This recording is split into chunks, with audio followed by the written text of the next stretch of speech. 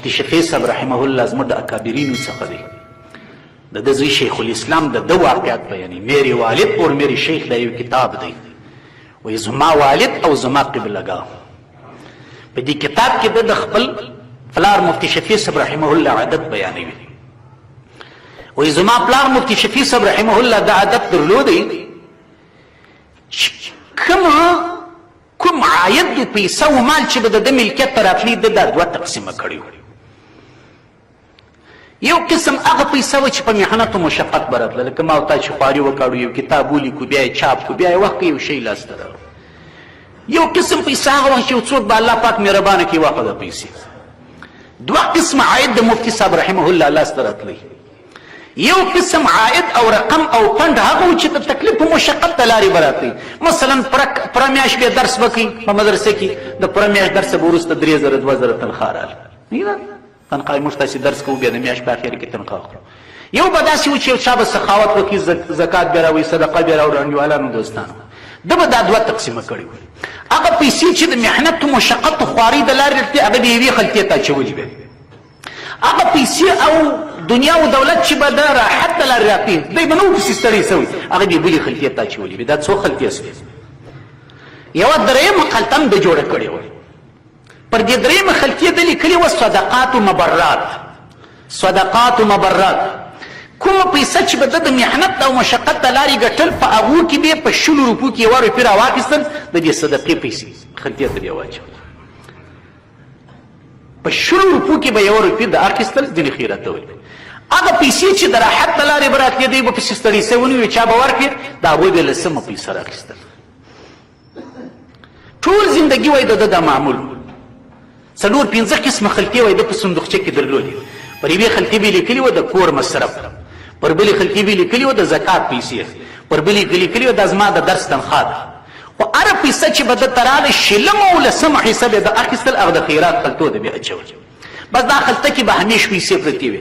کله چې به یو داسې موقع راغله چې مال ته ضرورت دی، پیسې ته ضرورت دی، وایي ده به فورا صندوقچه خلاصه کړه، هغه خلطه بیا راوکړل چې صدقه او مبره به پر لیکلې وه. وایي ده به راواخله، پیسې به هلته مصرفولې.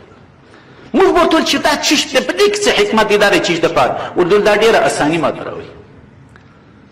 اوس که زه دا پیسې یو دم واخم هلته کښېږدم، شیطان دونه مضر دی چې بیا ما ته موقع نه راکوي چې ورسه د دغه جوړو تیارو پیسو سه نو اوس 1000-2000 را جلا کړه، یا په زکات کې ورکړه یا په خیرات کې ورکړه. د زکات څه ما سوه دا در ښیم، یو خو زکات و، زکات خو ایستې چې ایستې، یا دا د صدقې خبره درته کوم. نو هر څونه پیسه چې به ده راتله ده به دا صدقې و خلطې ته اچول. بس موقع چې به راغله ده به د خلطې خوله خلاصه کړه، دلته یې ورکړه، هلته یې ورکړه. او دا د مفتي صاحب عادت و چې یو ځای به د مدرسې غږ کې دی، یا به د مسجد غږ کې دی، یا به د بانګې د یو خیریه کار غږ کې دی، ده به همیش په دې کې ونډه اخیستل.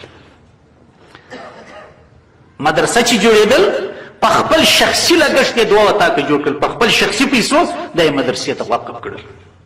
په هغه دور زمانه کې د 1,00,000 روپو کتابونه چې شخصا په خپلو پیسو اخیستي د مدرسې ته وقف شول.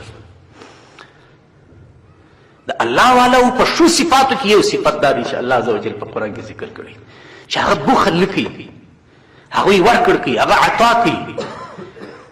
نو دلته هم الله عزوجل څه فرمایي؟ مسلمانان نارینه، مسلمانان ښځینه څوک دي؟ یو در بله کومک کوي، امر بالمعروف کوي، نهی عن المنکر کوي، لمونځ کوي، ویؤتون الزکات، زکات ورکوي. د زکات څخه خواته الله عزوجل په دې خپل پیسه راضي کوي. نو ما درته وویل چې هغه غلط فکر جوړ شوی دی چې پلانکی خان باید خیراتونه وکړي، پلانکی خان باید غوایي حلال کړي. ته پلانکی خان څه کوي؟ حدیث شریف دی سبق درهم 1000 درهم، یو درهم عند الله سبقت وي، یو درهم مقص تر 1000 دراهم. خان 1000 درهم خیرات وي، هغه دومره مقام نه لري د الله عزوجل په نیت لکه یو غریب مسکین چې 1 درهم خیرات وي. مثال یې ورکړي درشه. دا د دین خبرې دي، دا باید په عمل کې راشي. څو تر څو به جذبات او احساسات او بیانات او ته یو غوږ بیا ورو تر بل غوږ به وځي. عمل کې چې شی راشي ښه خوند کوي. صحابه و دغه زموږ د دوی فرق و. نن چې په صحابه و پسې څوک بد وایي هغه خپله بدان دي. صحابه ښه خلک وه. د صحابه و د ښو دلیل دا دی چې قرآن په قطعي آیاتو کې اعلان کړی دی رضی الله عنهم ورضوا عنه. الله وایي زه د دوی سره راضي یم، دوی زما سره راضي دي. د الله د خوشو خلقو پسې، د الله په خوشو خلقو پسې چې څوک بد وایي هغه خپله بدان دي. صحابه فاسقان نه وه، صحابه بدان نو دلیل ولی قرآن کې الله عز وجل اعلان کړی دی فإن الله لا يرضى عن القوم الفاسقين. الله وایي زه د فاسق قوم څخه نه راضي کېږم، او د صحابه سره الله عز وجل اعلان کړی زه راضي یم. تاسو دا دوه آیاتونه تاسو واورئ. يحلفون لكم لترضوا عنهم. الله عز وجل فرمای ای زما نبی منافقین راځي غزاو ته نه ځي، ستا په حضور کې د درواغو عذرونه پیښوي. لترغدوا عنهم چې تاسو راضي کړي. فإن ترغدوا عنهم که تاسو ځینې راضي هم سئ. د تبوک غزا ته ډېر منافقین فات شول، ګرمي ده د چا په وسه کېږي. لیکن قال نبی کریم علیه السلام دی خطا استی، زه مریضان لرم، زه مشکلات کوم، زما کور خالی دی، پلانکی دی، ها دی ده.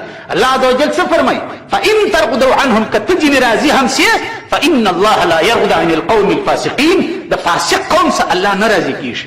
لیکن د صحابو په باره کې الله عز وجل فرمایي زه د دوی سره راضي یم. نو په دنیا کې چې نن هر څوک په صحابو پسې بدې خبرې کوي هغه خپله بدان دي.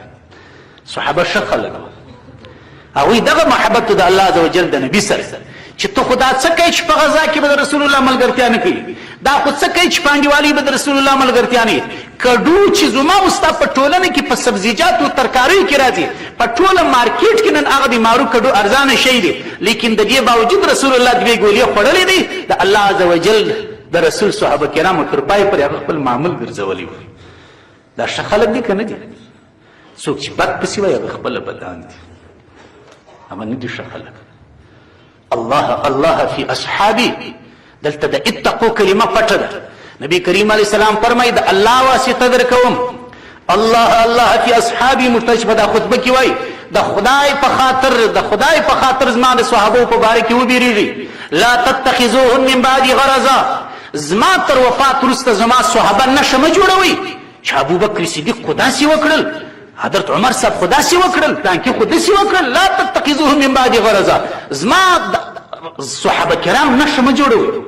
فمن احبهم فبحبي احبهم، څوک چې زما د صحابه سره مینه کوي رسول الله وایي زما مینه د هغو سره. ومن ابغضهم فببغضي ابغضهم، څوک چې زما د صحابه سره بغض کوي زما بغض د هغو سره.